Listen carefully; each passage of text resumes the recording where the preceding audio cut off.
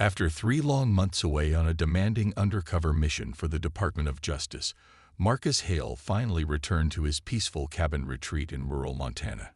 The drive up the winding dirt road felt familiar, yet something about the scenery seemed different. At first, he couldn't quite put his finger on it.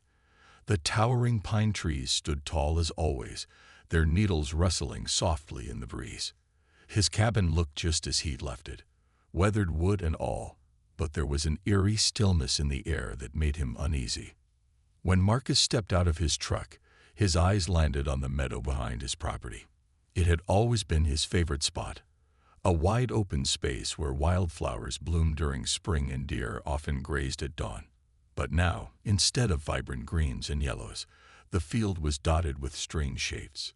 Squinting against the sunlight, Marcus realized they were headstones. Dozens of them, scattered across the land like misplaced puzzle pieces. Some looked old and weathered, while others appeared freshly placed, their edges sharp and clean. Freshly turned earth surrounded each marker, suggesting recent activity.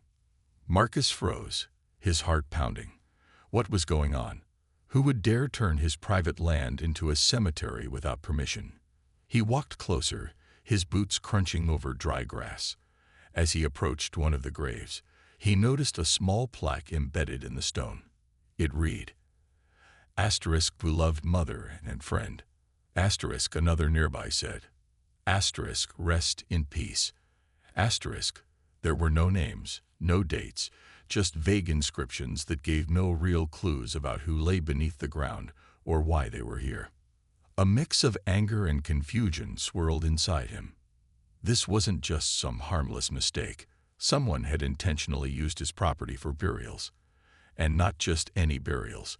These weren't official-looking tombstones you'd find in a proper cemetery. They were makeshift, almost hurried. Was this some kind of prank? Or worse, something more sinister? His mind raced with possibilities. Could squatters have moved in while he was gone? Had someone dumped bodies here illegally? Or was this part of some twisted local tradition he knew nothing about? As a federal agent, Marcus was trained to stay calm under pressure, but even he couldn't shake the unsettling feeling creeping over him. He scanned the area again, looking for signs of recent visitors. Tire tracks led from the edge of his property back toward the main road, and footprints marked the soft soil near the graves. Someone had clearly been here recently, and they hadn't come alone. Marcus pulled out his phone and snapped a few photos of the scene before heading toward his cabin. He needed answers, and fast. First, he called the local sheriff's office to report the intrusion, though he doubted they'd be much help. Then, he grabbed a notebook and began jotting down details. The number of graves, their layout, anything unusual he noticed. Every detail mattered if he wanted to get to the bottom of this bizarre situation. By the time night fell, Marcus was exhausted but determined. Sitting on his porch with a cup of coffee, he stared out at the darkened meadow. The moonlight cast long shadows over the headstones, making them look even more ominous. Whoever had done this had crossed a line, and Marcus wasn't about to let it slide. Little did he know, this discovery was only the beginning of a much larger mystery, one that would test his skills, his patience, and his resolve.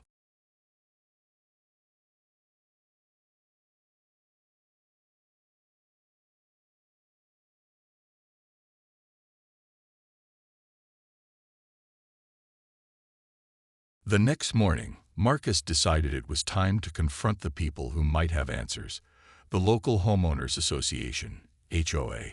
He had heard rumors about their strict rules and overzealous behavior, but he never imagined they'd stoop to using his land without permission. Armed with his notes and a calm demeanor, Marcus drove to the community center where the HOA held its monthly meetings. When he arrived, he found a group of neatly dressed men and women seated around a large table, sipping coffee and chatting casually. They looked harmless enough, ordinary neighbors trying to keep their community running smoothly. But Marcus knew appearances could be deceiving. As he entered the room, all eyes turned to him. The atmosphere shifted instantly, the friendly chatter fading into an awkward silence. Evelyn Carter, the HOA president, stood up to greet him. She was a tall woman in her late 50s, with perfectly coiffed hair and a no-nonsense expression.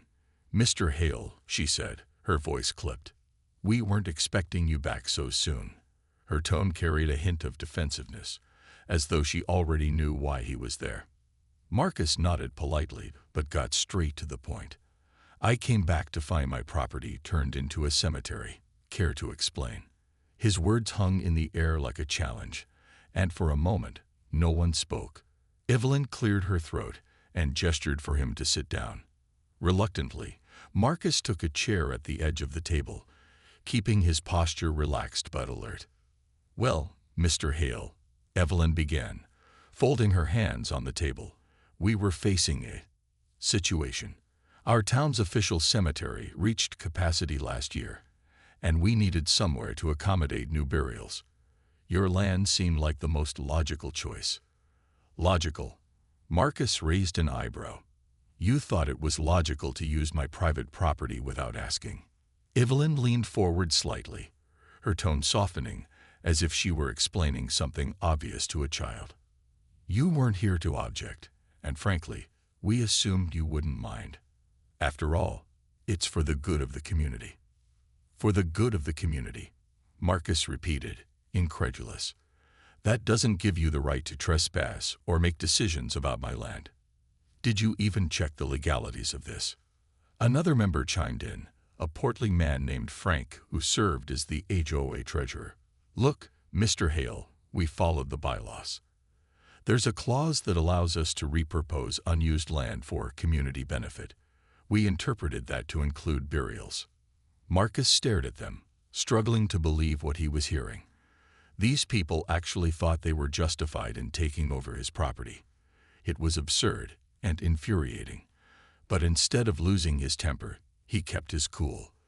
Losing control wouldn't help him get answers. "Even if that's true," he said slowly, "you should have contacted me first. A courtesy call would have been nice. Instead, I come home to find headstones scattered across my meadow. How do you think that feels?"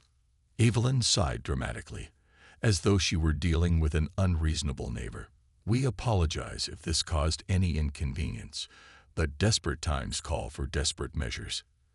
People need a place to lay their loved ones to rest." Marcus wasn't buying it. Something about her explanation didn't add up. If this was truly about solving a burial crisis, why did some of the graves look older than the timeline she described? And why hadn't anyone mentioned this supposed emergency before? He made a mental note to dig deeper later. For now, he needed to play along and gather more information. "I'll admit," Marcus said, leaning back in his chair, "this is quite the surprise. But since I'm here now, maybe we can work something out. Perhaps I could donate part of the land officially, for a price, of course. Let's discuss terms." The room erupted into murmurs, and Evelyn exchanged uneasy glances with other members. Clearly, they hadn't expected him to offer a compromise. "That's generous of you," Evelyn said finally, though her smile didn't reach her eyes.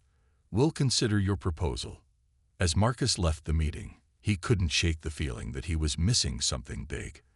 The HOA story was too convenient, too rehearsed. Whatever they were hiding, it went beyond a simple misunderstanding, and Marcus was determined to uncover the truth, one way or another. Back at his cabin, Marcus couldn't stop thinking about the HOA's explanation. It was too neat, too polished, like they had rehearsed it beforehand. The more he replayed Evelyn's words in his mind, the more questions surfaced. Why would a small-town HOA need to use private land for burials without exhausting every other option first? And why did some of the graves look older than the timeline she described? Something wasn't adding up. Determined to get answers, Marcus decided to investigate further. He started by visiting the town's official cemetery. The one Evelyn claimed was full. What he found there shocked him. The graveyard wasn't overflowing. In fact, there were still plenty of empty plots scattered throughout. Some sections even looked abandoned, with weeds growing between cracked headstones. If space was truly an issue, why hadn't the HOA used these areas instead of encroaching on his property? Marcus snapped photos of the unused plots and jotted down notes. He also struck up conversations with locals, pretending to be curious about the town's history. One elderly man, a retired groundskeeper named Harold, offered a surprising piece of information. "Oh, that cemetery hasn't been full for years," Harold said, leaning on his cane. "But the HOA stopped maintaining it a while back. Said it was too expensive. Funny thing is, they've been raising dues left and right for other projects." This revelation only deepened Marcus's suspicions. If the cemetery wasn't actually full, then the HOA's claim was a lie, a convenient excuse to justify their actions. But why go through so much trouble just to bury people on his land? What were they hiding? That night, unable to sleep, Marcus decided to take a closer look at the documents he'd brought home from the HOA meeting. Among them was a copy of the bylaws Frank had mentioned earlier, the ones supposedly allowing them to repurpose unused land. As Marcus read through the fine print, something caught his eye. The clause didn't explicitly mention burials. In fact, it was vague enough to cover almost anything, from community gardens to recreational spaces. Whoever wrote it had clearly intended to exploit its ambiguity. Then, buried in the stack of papers, Marcus found something even more alarming. Financial records showing large sums of money funneled into the HOA's accounts over the past year. The transactions were labeled as donations or community fees, but the amounts were suspiciously high for a small neighborhood association. Even stranger, several payments came from companies Marcus recognized. They were linked to criminal investigations he'd worked on in the past. It dawned on him that the cemetery might not be about solving the burial crisis at all. It could be a front, a way to hide something far more sinister. Perhaps illegal activities were being conducted under the guise of legitimate operations. Or worse, maybe the graves weren't just for ordinary citizens. Could bodies, or evidence, be buried beneath those headstones? The next day, Marcus returned to the meadow with a shovel, determined to find out. He chose one of the older-looking graves and began digging carefully. After about an hour, his shovel hit something hard. Heart racing, he cleared away the dirt and uncovered a metal box. Inside were stacks of documents, financial records, correspondence, and contracts implicating the HOA in money laundering schemes tied to a larger criminal syndicate. For a moment, Marcus stared at the contents, his mind reeling. This went far beyond a simple property dispute. The HOA wasn't just a group of nosy neighbors enforcing trivial rules. They were part of a web of corruption that stretched far beyond this sleepy little town. And now, thanks to his discovery, Marcus had the proof he needed to bring them down. But as he stood there, covered in dirt and sweat, he realized he wasn't alone. Movement in the trees caught his attention, and before he could react, two shadowy figures emerged from the woods, their faces obscured by masks. They moved quickly, heading straight for him. Marcus tightened his grip on the shovel, his training kicking in. Whatever happened next, he knew one thing for certain. The stakes had just gotten much higher. The two masked figures moved with purpose, their boots crunching loudly against the dry grass as they approached Marcus. He tightened his grip on the shovel, his mind racing. Years of training had prepared him for situations like this, but that didn't make it any less dangerous. His heart pounded in his chest, but he forced himself to stay calm and focused. "Who are you?" Marcus called out, his voice steady despite the adrenaline coursing through him. "What do you want?" The taller of the two men stepped forward, his face still hidden beneath a black ski mask. "That's not your concern," he growled, his tone low and menacing. "Just hand over whatever you found, and no one gets hurt." Marcus glanced at the metal box resting near his feet. It was clear these men weren't here by coincidence. They knew exactly what he'd uncovered. If he gave them the evidence now, everything would be lost. The HOA's crimes, the corruption, the lives potentially ruined, it would all remain buried, both literally and figuratively. "I don't know what you're talking about," Marcus said, stalling for time. He subtly shifted his weight, positioning himself between the intruders and the box. "I'm just a guy trying to figure out why my land looks like a cemetery." The second man snorted, clearly unimpressed. "Cut the act. We saw you digging. You've got something that doesn't belong to you." Before Marcus could respond, the taller man lunged at him, swinging a heavy flashlight like a club. Marcus ducked just in time, the weapon whistling past his ear. Using the momentum from his crouch, he swung the shovel upward, catching the attacker off balance. The man stumbled backward, giving Marcus enough room to grab the metal box and tuck it under one arm. But the fight wasn't over yet. The second man charged, tackling Marcus around the waist and sending them both crashing to the ground. They rolled across the uneven terrain, fists flying as each struggled for dominance. Marcus managed to land a solid punch to the man's jaw, causing him to loosen his grip momentarily. Seizing the opportunity, Marcus twisted free and scrambled to his feet. Breathing hard, he scanned the area. Both attackers were back on their feet now, circling him cautiously. Outnumbered and weaponless aside from the shovel, Marcus knew he couldn't win this fight head-on. Instead, he relied on strategy. With a quick feint toward the taller man, he darted in the opposite direction, using the element of surprise to slam the shovel into the second man's knee. A sharp crack echoed through the meadow as the man collapsed, clutching his leg and groaning in pain. The distraction gave Marcus the opening he needed. He turned and sprinted toward the trees, clutching the metal box tightly. Behind him, the remaining attacker shouted angrily, but Marcus didn't look back. He zigzagged through the forest, putting as much distance between himself and the men as possible. Once he reached the edge of his property, he slipped into his truck and sped away, leaving a cloud of dust in his wake. Safe inside his cabin, Marcus locked the door and caught his breath.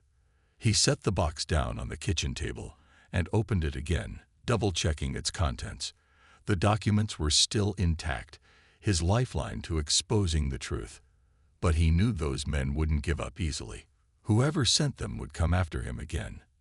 And next time, they might not be so careless. Instead of panicking, Marcus formulated a plan.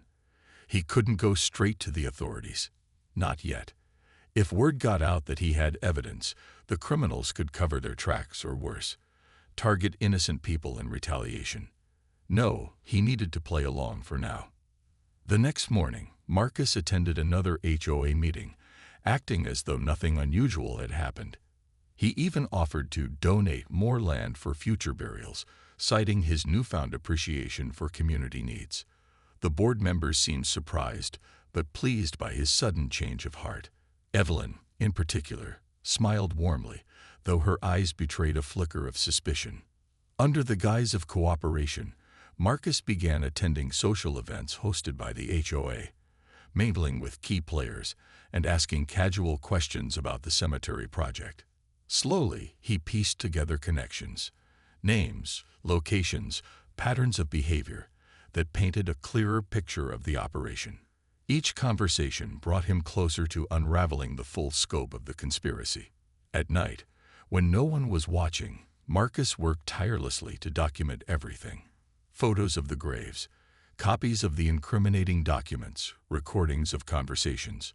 He encrypted the files and stored them in multiple secure locations, ensuring that even if something happened to him, the evidence would survive. Through it all, Marcus remained acutely aware of the risks. Every interaction with the HOA felt like walking a tightrope, balancing trust and suspicion.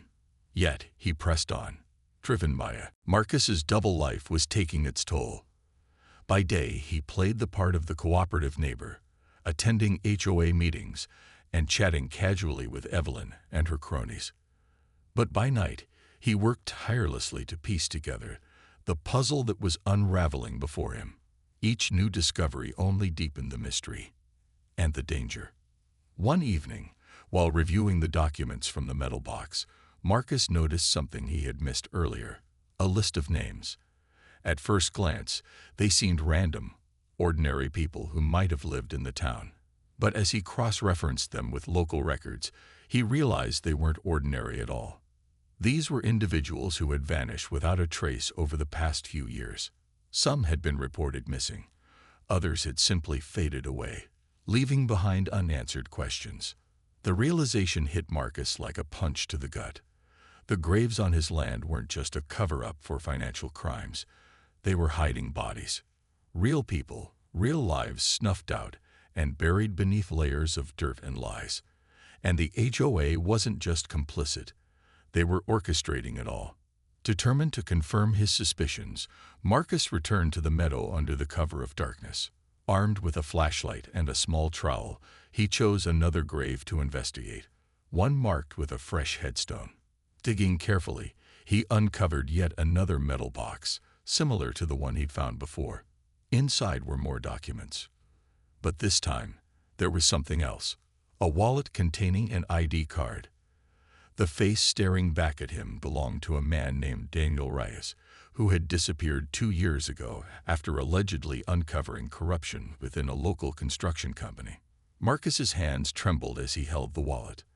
This wasn't just about money anymore. It was about silencing anyone who posed a threat to the syndicate. The HOA wasn't merely a neighborhood organization. It was a front for a much larger criminal network, one willing to kill to protect its secrets. Before Marcus could process what he'd found, movement in the trees caught his attention. He froze, his flashlight beam cutting through the darkness. 2 figures emerged, not the same ones from before, but equally menacing. One carried a crowbar, the other a length of rope. They moved silently, their intent clear.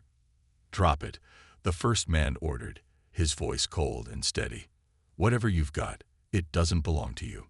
Marcus didn't respond. Instead, he scanned his surroundings, calculating his next move. He was outnumbered and outmatched, but he couldn't afford to lose the evidence again. With a quick motion, he hurled the flashlight at the nearest attacker, temporarily blinding him. In the chaos that followed, Marcus ducked low and swung the troll like a weapon, striking the second man's shin. The blow wasn't enough to incapacitate him, but it bought Marcus precious seconds. He bolted toward the woods, clutching the wallet and documents tightly. Behind him, the men shouted curses and gave chase, their footsteps crashing through the underbrush. Marcus weaved between trees, using the terrain to his advantage. Years of training kicked in as he pushed himself harder than ever before, adrenaline fueling every step. Finally, he reached his truck, which he parked a safe distance away. Jumping inside, he started the engine and sped off, gravel spraying behind him. His heart pounded as he glanced in the rearview mirror, half expecting to see headlights following him. But the road remained empty. Back at the cabin, Marcus locked the doors and secured the windows, his mind racing. He knew he couldn't keep running forever. Sooner or later, they'd catch up to him, or worse, target innocent people in retaliation. It was time to bring in reinforcements. Using a secure line, Marcus contacted his agency, relaying everything he had uncovered. Within hours, a team of federal agents arrived, ready to assist. Together, they devised a plan to raid the HOA headquarters and arrest key members of the syndicate. Marcus provided them with detailed maps of the property, including the locations of the graves, ensuring they'd be prepared for whatever they found. As dawn broke over the horizon, Marcus stood outside his cabin, watching as agents swarmed the area. Trucks and vans filled the once quiet meadow, their lights cutting through the morning mist. For the first time in weeks, Marcus allowed himself a moment of relief. The nightmare was far from over, but justice was finally within reach. Still, as he watched the operation unfold, Marcus couldn't shake the weight of what he'd uncovered. Lives had been lost, families torn apart, all because of greed and power. He vowed to see this through to the end, not just for himself, but for those who could no longer speak for themselves. The raid on the HOA headquarters was swift and calculated, a well-oiled machine set into motion by Marcus's intel. Federal agents arrived in unmarked vehicles just before sunrise, their presence silent but commanding. They surrounded the community center where Evelyn Carter and her inner circle often held meetings. Inside, they found stacks of incriminating documents, laptops filled with encrypted files, and safes stuffed with cash, evidence that connected the HOA to a sprawling web of corruption. But the real shock came when agents moved to search the homes of key members. In Evelyn's basement, they discovered something chilling. A makeshift office lined with maps, photographs, and dossiers of individuals who had crossed the syndicate. Many of these people were marked with red X, a grim indication of their fate. Among them was Daniel Reyes, whose wallet Marcus had uncovered earlier. It became clear that Evelyn wasn't just a figurehead. She was the mastermind behind the operation, orchestrating everything from illegal land use to murder. As arrests were made, panic spread through the town. Residents gathered outside the community center, whispering among themselves as news of the scandal broke. Some expressed disbelief, refusing to believe their trusted leaders could be involved in such atrocities. Others admitted they'd suspected something was off, but never imagined it would go this far. For Marcus, watching the fallout unfold was surreal. These were his neighbors, the same people he'd nodded to at grocery stores or passed on quiet country roads. Yet beneath their polite smiles lay secrets darker than anyone could have guessed. Interrogations began almost immediately, with federal agents working around the clock to piece together the full scope of the conspiracy. Evelyn, initially defiant, eventually cracked under pressure. She revealed that the cemetery project had started as a desperate attempt to solve a financial crisis within the HOA. Over time, however, it evolved into something far more sinister. When local businesses and politicians learned about the scheme, they saw an opportunity to bury their own problems. Literally, bodies of rivals, whistleblowers, and inconvenient witnesses ended up in the meadow, disguised as ordinary graves. What shocked Marcus most was how deep the corruption ran. The syndicate wasn't limited to the HOA. It extended to City Hall, law enforcement, and even state-level officials. Bribes, kickbacks, and threats kept everyone in line, ensuring silence. Evelyn claimed she hadn't wanted things to escalate, but greed and fear had driven her to make choices she couldn't undo. Meanwhile, forensic teams worked tirelessly to exhume the graves on Marcus's property. Each discovery added another layer of horror to the case. Alongside human remains, investigators found items meant to tie loose ends: burnt papers, shattered phones, and other evidence linked to ongoing investigations. The scale of the cover-up was staggering, drawing national attention. Reporters descended on the small town, eager to document the downfall of what had once been seen as a model community. For Marcus, the days following the raid were a blur of interviews, briefings, and sleepless nights. He coordinated closely with federal agents, providing insights only he could offer. His role as both victim and investigator gave him unique credibility, making him instrumental in building the case against the perpetrators. But despite the progress, he couldn't shake the weight of responsibility. Every name on Evelyn's list represented a life cut short, a family left grieving. Justice felt hollow without closure for those who had suffered most. By the end of the week, dozens of arrests had been made, including Evelyn, Frank, and several prominent figures tied to the syndicate. Charges ranged from embezzlement and fraud to manslaughter and conspiracy to commit murder. The story dominated headlines, sparking outrage across the nation. Calls for reform echoed loudly, with lawmakers vowing to crack down on similar organizations hiding behind suburban facades. Yet for all the chaos, there was a sense of vindication. The truth had finally come to light, thanks to Marcus's determination and courage. As he stood on his porch one evening, watching federal trucks haul away equipment from the meadow, he allowed himself a rare moment of peace. The battle wasn't over. There would be trials, appeals, and lingering questions, but justice was no longer a distant hope. It was happening right here, right now, and Marcus knew he played a vital role in making it so. In the weeks that followed, Marcus dedicated himself to restoring his land. The meadow, once a place of beauty and tranquility, had been scared by greed and corruption. Forensic teams had done their work, carefully exhuming the graves and relocating the remains to a proper cemetery where they could finally rest with dignity. Now, it was up to Marcus to heal the land itself. He started by removing the headstones, loading them onto a truck to be taken away. Each one felt like a reminder of the lives lost and the lies told. Some were plain, others engraved with generic phrases, but all carried the weight of what had happened there. As he worked, Marcus couldn't help but think about the families who might never know the truth about their loved ones, or worse, those who already suspected but had no proof until now. It was a sobering thought, one that fueled his determination to see justice served fully. With the help of local volunteers, some neighbors who had come forward once the scandal broke, Marcus began replanting the meadow. Wildflower seeds were scattered across the soil, and saplings were planted to replace trees damaged during the investigation. Slowly, life returned to the space, though Marcus knew it would take time for the scars to fade completely. He didn't mind waiting. Patience was something he'd learned long ago in his line of work. As the legal process unfolded, the town underwent its own transformation. Trials dominated the news, exposing the depth of the HOA's crimes to the world.